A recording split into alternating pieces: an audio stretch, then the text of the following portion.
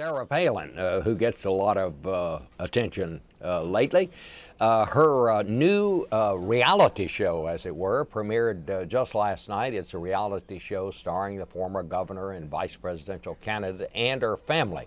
Real Clear Politics Scott Conroy, who is the author of Sarah from Alaska, watched it. Well, what was it? How was it, Scott? It's compelling stuff. I Really? mean, how often do you get to see a potential presidential candidate hiking up a glacier?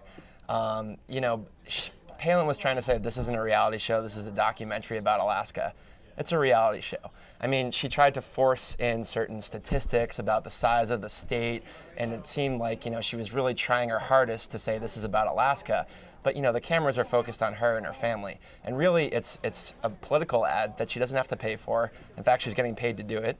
And to me, it's something that's going to remind people about what they like about Sarah Palin. They like that she seems like a real person with a real family, with real problems, and that's what people were initially drawn to her. If you remember in '08 when she was first rolled out and she had very high approval ratings nationwide, it was because she seemed genuine, and that I think is going to help her here.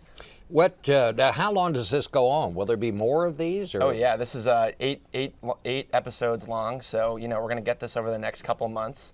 And then she's going to have a new book and a new book tour. And then after that, I think she can, revert back to gaining some of that gravitas that people wonder whether she has or not at this point. And I think she recognizes that. You've seen her recently chime in on some issues that you wouldn't expect, monetary policy.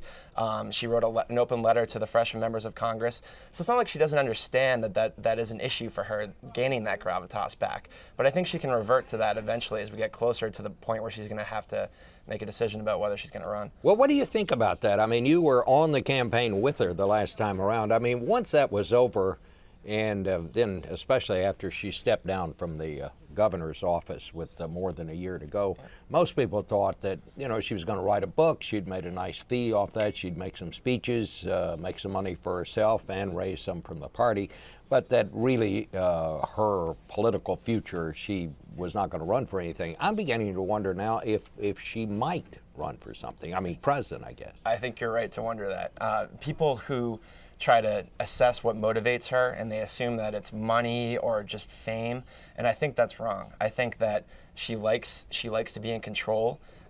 For her to sit out the next presidential campaign would be extremely difficult for her on a personal level to do. She's surrounded by people telling her that she has to run, that this is her time. She has a very heavy sense of faith, and she feels that God is guiding every step in her life. And I think in the end, when push comes to shove, she's going to get in because she's just going to find it impossible not to. Well, let me ask you guys about that. I mean, what do you think? I mean, it seems to me it is a very tall fence to climb. Someone who is in the governorship and she resigns, and a lot of people thought the reason that she did was because it was just overwhelming to her. It was more than she can handle. How does she get into a primary with a primary opponent, and the first thing he's going to say is, if the going gets rough, you're going to quit? Or what? Does she really have a chance to get the Republican nomination? Real quick, I'm one of those skeptics who believes that Sarah Palin isn't going to run in 2012. I think she's just enjoying what she's doing right now. She's making a lot of money. Even when you read the book that recently came out, Game Change, they talk about how so much of her energy, so much of her, they call it her psychic energy, was taken up with her family. She's always worried and concerned about her family and making sure her family's okay. So I think really this is all sort of a scheme to just make more money, more book tours. I just don't see her making a really serious run. What do you in think, John? You're right. What you brought up is the shorthand knock against her. It doesn't take a lot of explaining. She's a quitter. Now, what's interesting about this show coming up and the 16-city tour is it comes just at the moment that Gallup has her unfavorable ratings as high as they've ever been, 52%. Knocking that back down is a tough thing to do, and you've got to do it if you really want to be a viable candidate with some of those voters in the middle. And those voters in the middle are the ones who are going to care about just what you said, which is she left the office in the middle of it. And look at the other people she's running against. They're all going to be going for the same votes in the Republican primary that she represents, the conservative, hardcore. So she's going to have lots of opponents.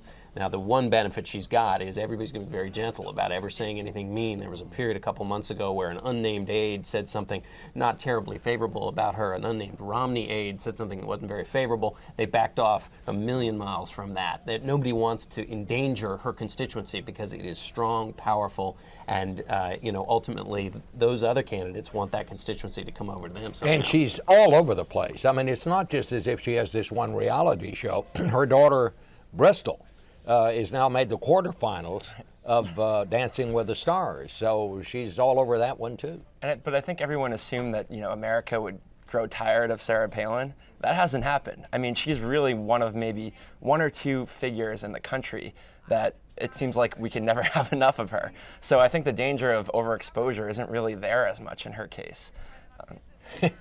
Well, we're going to see a lot of her, that's for sure, and we'll find out more as we go along.